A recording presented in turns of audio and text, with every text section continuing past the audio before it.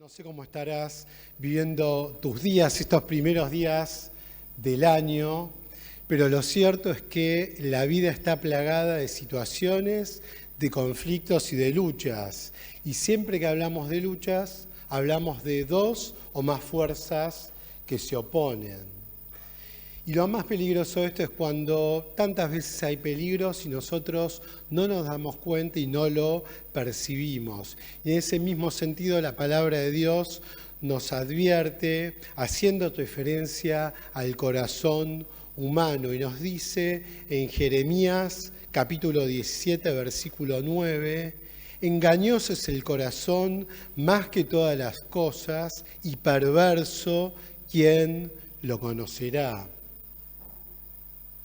Dios mismo a través de este pasaje del profeta nos está enseñando que tenemos que ser cautos, que debemos estar atentos a nuestra vida, a lo que vivimos, porque el corazón del hombre es inestable, porque el corazón del hombre es rebelde, es duro. Nos hace ver cuál es el peligro de un corazón humano en su estado natural que no ha conocido a Dios. Ahora la pregunta es, ¿cómo puedo sostener mi vida ante esta situación? ¿Cómo logro en mi rutina diaria equilibrar mi naturaleza humana cargado de sentimientos, de emociones, con el propósito que Dios tiene para mi vida? En Colosenses capítulo 3, versículos 16 y 17 dice así la palabra: que habite en sus corazones la paz de Cristo, a la cual fueron llamados en un solo cuerpo, y sean agradecidos. Que habite en ustedes la palabra de Cristo con toda su riqueza, instrúyanse, aconséjense unos a otros, con toda sabiduría, canten salmos, himnos y cánticos espirituales a Dios con gratitud de todo corazón. Y el versículo 17, qué importante es lo que nos transmite el apóstol. Y todo lo que hagan de palabra o de obra, háganlo en el nombre del Señor Jesús, dando gracias a Dios Padre por medio de Él. ¿Qué significa esto? Que si crees en Dios, si diste ese paso de fe, todo lo que tenés que hacer es darle gloria a Dios, con tu vida, con tus hechos. Todo lo que decidís tiene que nacer de esa convicción, en el nombre del Señor Jesús, no bajo una emoción, no bajo una circunstancia, ni siquiera, ¿sabes qué?, tampoco bajo presión. Toda nuestra vida, ahora que conocemos a Jesús, se debe alinear al plan, al proyecto de Dios y a la declaración de fe que hemos hecho delante de Dios. Y sabes que bajo este principio es que muchos hombres y mujeres dan testimonio de que la vida de relación con Dios existe, de que la vida de relación con Dios es un hecho real, porque lo manifiestan sus propias vidas. Y esa vida cambiada puede impactar a una propia persona, puede impactar a una familia, puede impactar el medio donde vos te movés y hasta una sociedad entera. Y es bajo este mismo principio, que es la obediencia, que la Iglesia de Dios también se sostiene a lo largo del tiempo, de los años y de los siglos. Porque la Iglesia tantas veces fue azotada, el cristiano, aquel que busca ser fiel a Dios, es perseguido de un modo u otro, pero cuando la fidelidad de Dios, nuestras convicciones son firmes, la palabra de Dios permanece en la vida de la persona, en un entorno, en un medio, en una sociedad. Por eso esta misma palabra y la Iglesia se sostiene a través de los años y el tiempo. Porque hombres y mujeres decidieron vivir sus vidas no por sus propios sentimientos, ni decisiones, ni emociones, tampoco por su forma de ver las cosas, sino por sus convicciones, por lo que han creído en Dios, que es mucho más alto, sublime que cualquier otra idea, propuesta o alternativa que te puede dar el mundo. Dios ya hizo su parte, enviando a su Hijo Jesús a morir en la cruz. Y ahora es tiempo nuestro, es tiempo de decisión, de pensar y meditar en nuestros caminos y decir, ¿quiero vivir por mis emociones o quiero vivir por mis convicciones? En el libro de Tito, capítulo 2, versículos 11 a 13, dice así la palabra: porque la gracia de Dios se ha manifestado para salvación a todos los hombres, enseñándonos que renunciando a la impiedad y a los deseos mundanos, vivamos en este siglo sobria, justa y piadosamente, aguardando la esperanza bienaventurada y la manifestación gloriosa de nuestro gran Dios y Salvador Jesucristo. Es decir, la gracia de Dios, el regalo de Dios se ha manifestado a la humanidad. Dios quiera que se haya manifestado también en tu vida. Se ha manifestado para salvación a todos los hombres, porque Dios no hace distinción de raza, de persona, ni de género. Y esto nos enseña que renunciando debemos aguardar la esperanza bienaventurada. Ten en mente estas dos palabras: la renuncia a lo que siento, a mis emociones, a mis expectativas, y la espera en Dios. Sabés que Jesús mismo, en este mismo sentido, manifestó en su condición de hombre sus sentimientos.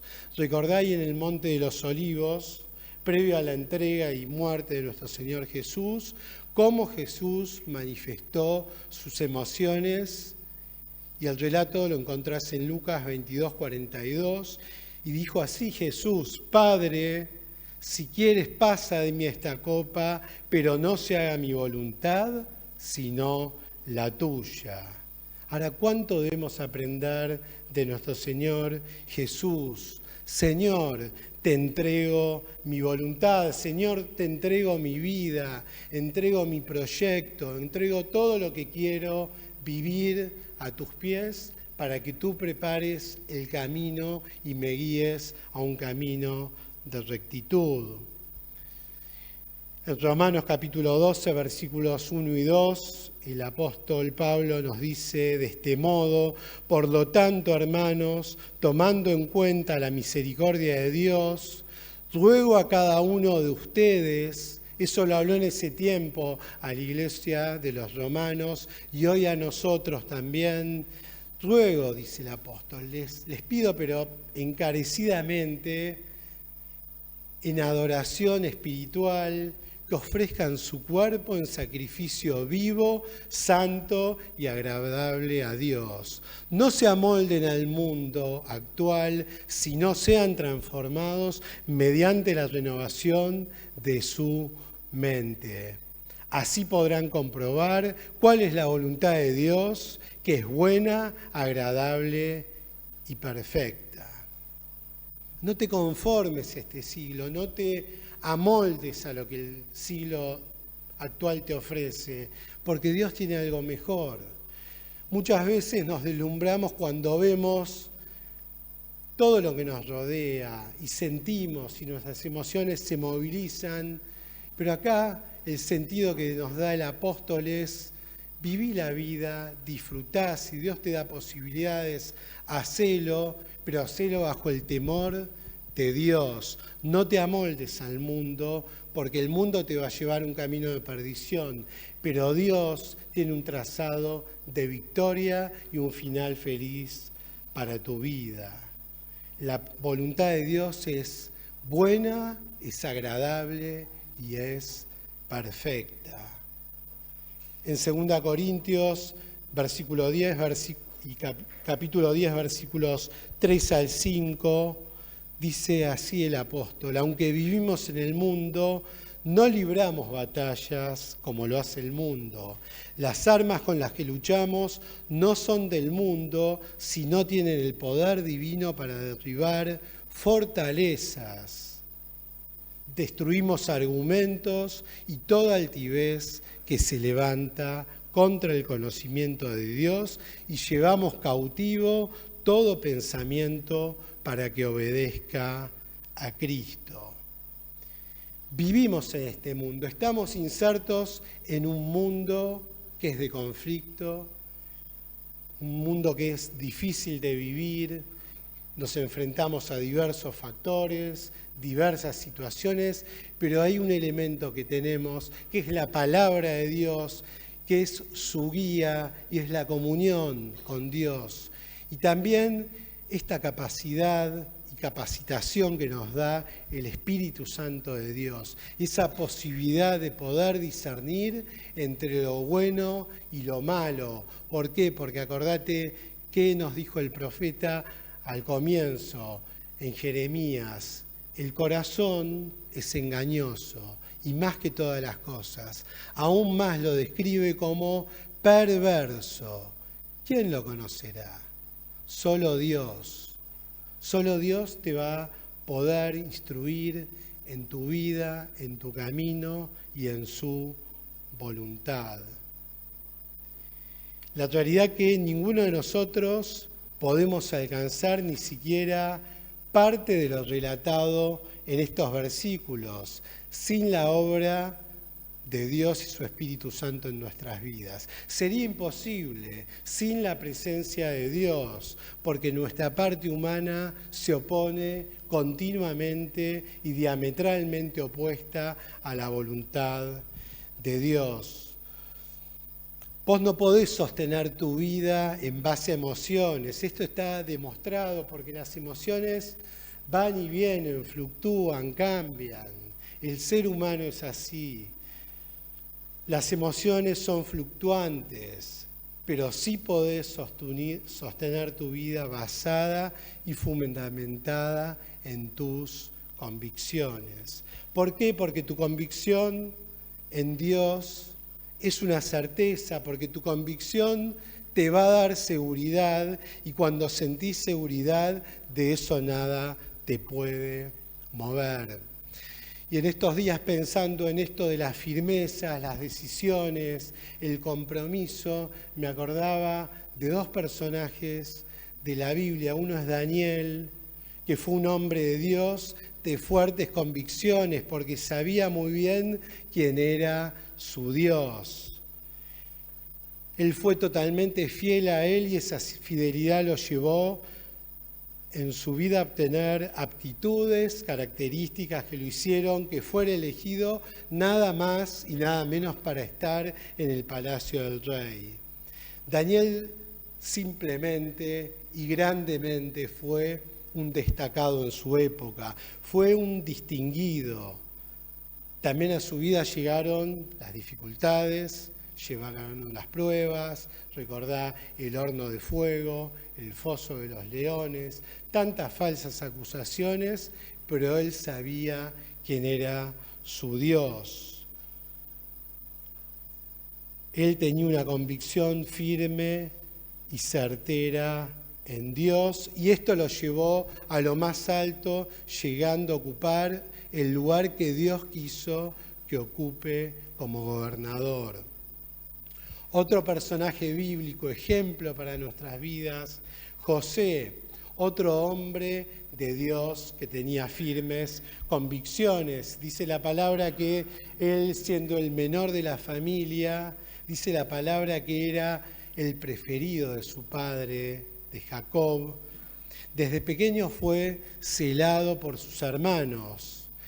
Y esto lo llevó a atravesar situaciones, entre ellas este acto de traición que cometieron sus hermanos. Fue vendido a Egipto, allí fue comprado por Potifar, oficial de Faraón, y él pasó también por múltiples situaciones, fue tentado, fue presionado por la esposa de Potifar, pero él, basado una vez más en sus creencias, en sus convicciones, fue fiel a Dios, huyó de la tentación, huyó del pecado, huyó de la carnalidad, de eso que nos seduce tantas veces, nos quiere envolver, atrapar. No importa tu edad, no importa seas hombre, mujer, ni siquiera que seas adulto. Si sos joven o adolescente tenemos quizás más predisposición a caer, pero hay algo que es la fidelidad de Dios, que por más que te presionen, por más que te persigan, por más que la tentación sea mayor, vas a estar firme en eso que Dios puso, que es tu creencia en Dios. Y Dios lo llevó también a un lugar alto, lo llevó a estar al frente del pueblo de Egipto. Ahora veo una característica tanto en Daniel como en José, que eran hombres semejantes a nosotros, con situaciones difíciles, con tentaciones, bajo presión, con sentimientos. Pero ninguno de ellos, creo yo, quiso o aspiró a buscar un lugar alto en la sociedad. Ellos no buscaron un lugar de distinción, pero Dios los ubicó en ese lugar por su corazón, por su simpleza, por su obediencia. En ambos casos fue así, y Dios los utilizó en gran manera, tanto que es el día de hoy que ellos siguen siendo referentes en nuestras vidas. Ahora pensemos en nuestras vidas, en nuestros planes, en nuestros proyectos. Tantas veces hacemos lo imposible por querer alcanzar metas, por querer lograr lo que nuestro corazón desea y anhela, y tantas veces nos quedamos a mitad de camino. Ahora yo pensaba, ¿por qué será? ¿No será porque me guío únicamente por mis emociones? ¿Será porque dejo a Dios por fuera del proyecto de mi vida o porque no le doy el primer lugar?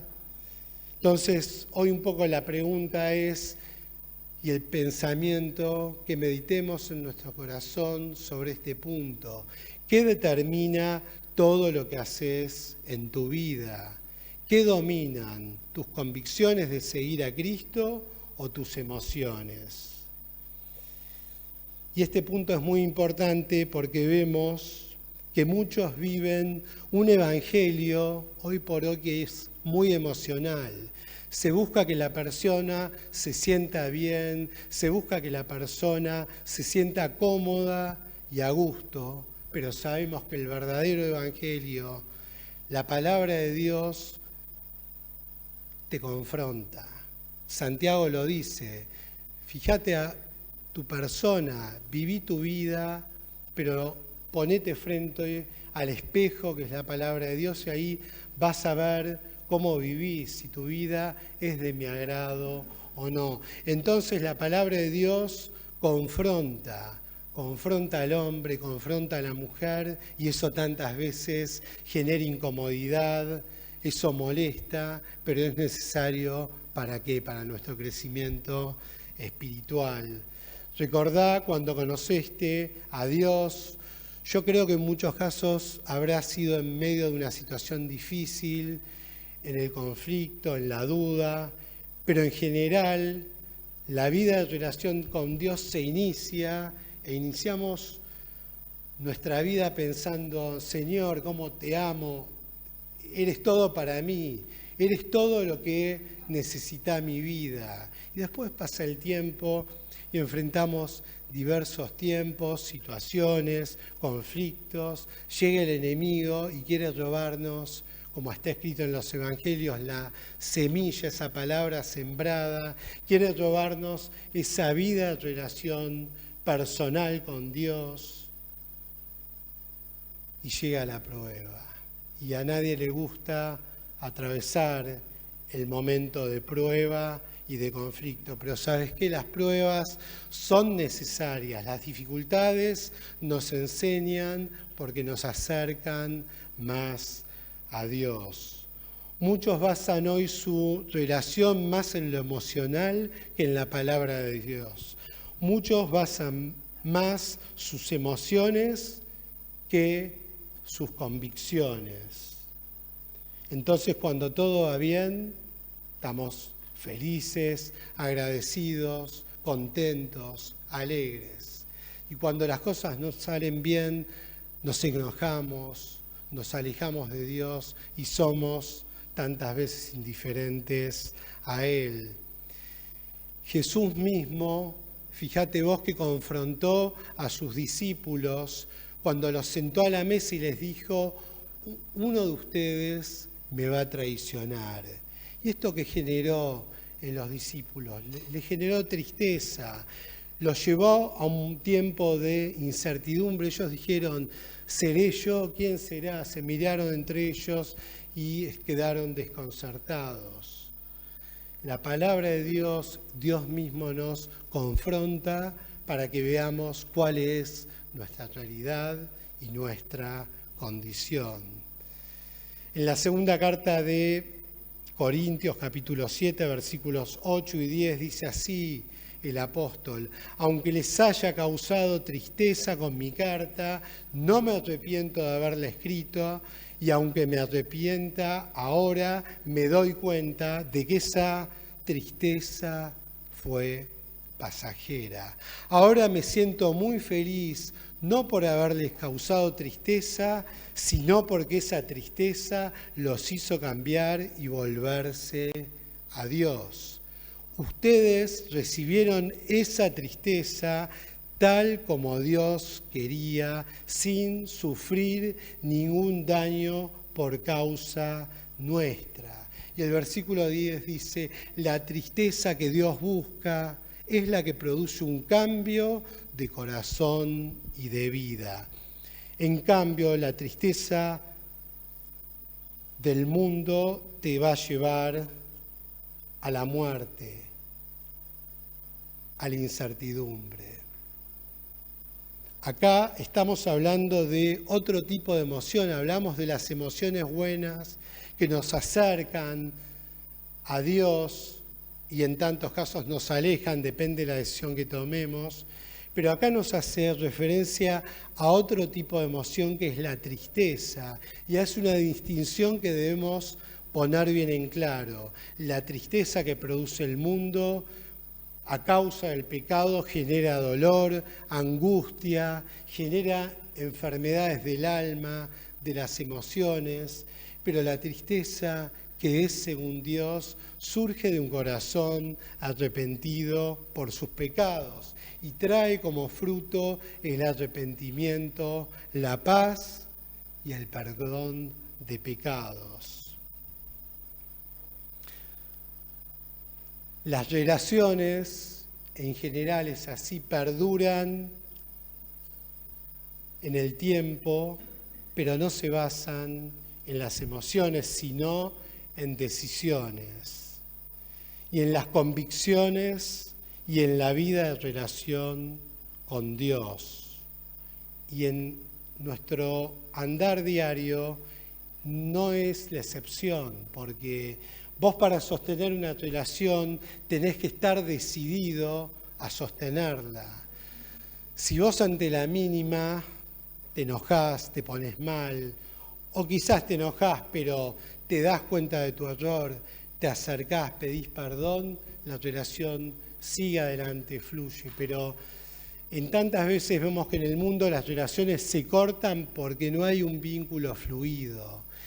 Y la relación con Dios no es la excepción, es del mismo modo. La relación con Dios surge de una decisión y se sostiene en el tiempo a través de una decisión. No podés vivir la vida de relación con Dios real y genuina basada en lo que sentís, sino en lo que decidís y en lo que crees. Seguramente a lo largo de la vida te vayas a enfrentar a situaciones que digas: la realidad que sé lo que tengo que hacer, pero no tengo ganas de hacerlo.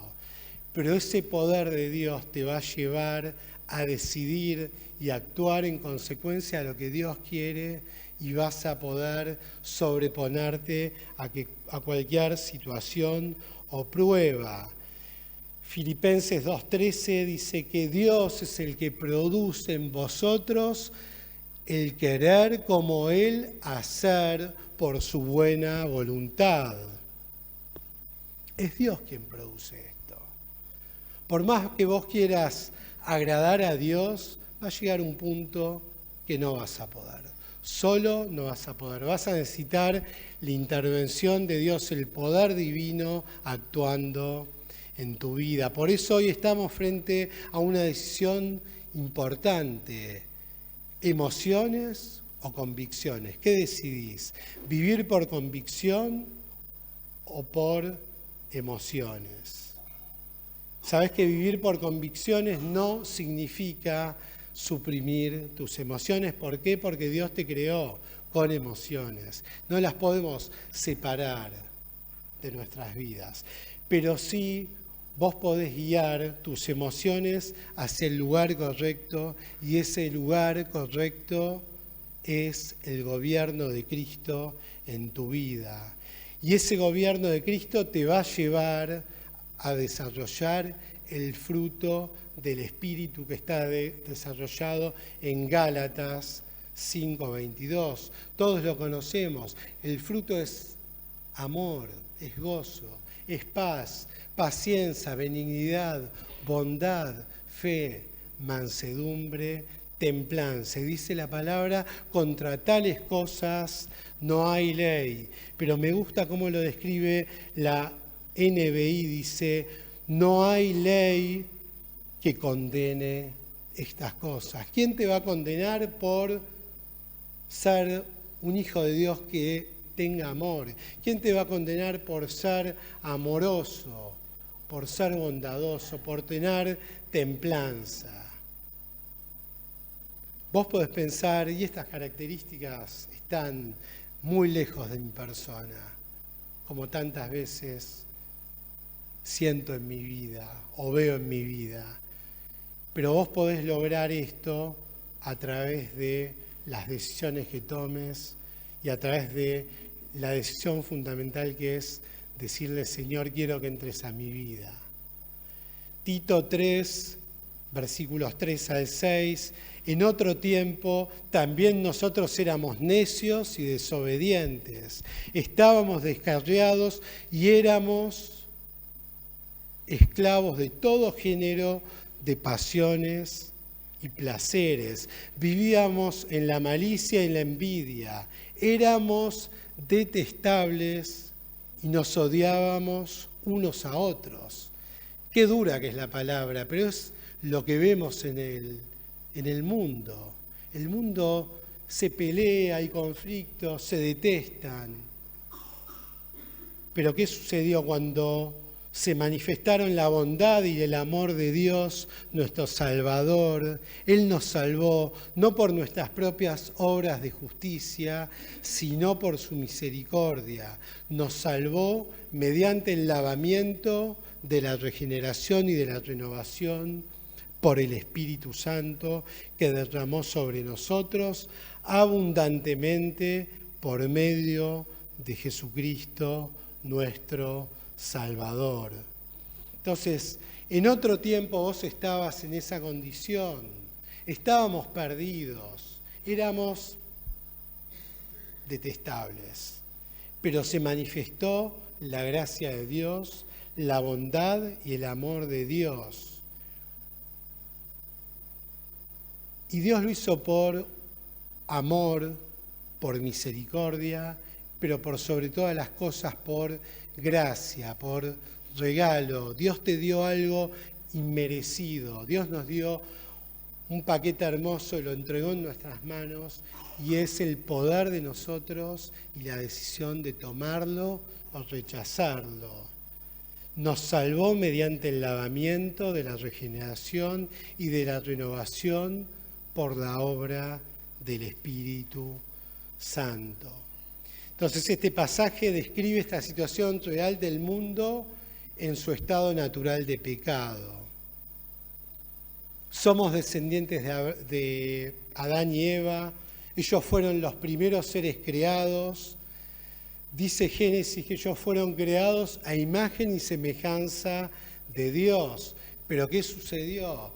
Desobedecieron, entró el pecado, entró la condenación al mundo, entró la muerte y de eso no nos salvamos ninguno de nosotros. Estamos todos metidos en la misma. Pero Dios, ¿qué hizo? Él decidió una vez más hacer algo por la humanidad, enviando a su Hijo Jesús a morir en la cruz por nuestros pecados. Quizás esto vos lo entiendas o lo hayas escuchado alguna vez, pero a la vez no lo comprendas, porque es incomprensible desde el punto de vista humano, desde el intelecto, entender semejante amor. Pero Dios lo hizo por ti y por mí. Y Jesús tuvo el poder para resucitar al tercer día, venciendo para siempre la oscuridad, el pecado y la muerte. Sabes que este suceso generó un antes y un después en la historia de la humanidad y hoy puede hacer lo mismo, pero en tu vida, porque la decisión es personal. Esto puede venir a tu vida a partir del momento que vos decís: Señor, reconozco que soy pecador, te acepto como Señor y Salvador de mi vida. Y este primer paso, ¿sabes qué es? El primer paso para que podamos aprender a vivir no por emociones o basado en emociones, sino en convicciones. Este paso no lo podés evitar, tenés que pasarlo en tu vida. Y dice siempre la palabra de Dios que hay tiempo, que hay oportunidad. Y dice la palabra, hoy es día de salvación, así que no dejes pasar este tiempo. Si Dios llegó a tu vida, si Dios te tocó, si vos estás pensando en lo que vivís, en tu situación, tenés un conflicto que te tiene atado, o quizás ni siquiera sabes lo que está pasando dentro de tu interior, la palabra dice que hoy es el día de salvación. Este es el primer paso, reconocerte como pecador, decirle: Señor, aquí estoy, entrego mi vida, entrego mis emociones, quiero llevar mi carácter, mis emociones, mis sentimientos hacia el lugar correcto, a los pies de la cruz de Cristo. Este primer paso te va a ayudar a reconocer tu condición de pecador y a poder decirle: Señor, me rindo a ti. Quizás vos hiciste esta decisión en algún momento, pero ahí no comienza, no termina todo, sino es el comienzo de la vida cristiana, que como dijimos al principio, está llena de caminos, de encrucijadas, de dificultades, pero siempre el Señor está allí. Y hay otros pasos que siguen a la decisión de aceptar a Jesús como tu Salvador, y es buscar a Dios cada día, anhelarlo, conocerlo cada vez más y alcanzar una vida de relación personal con Él.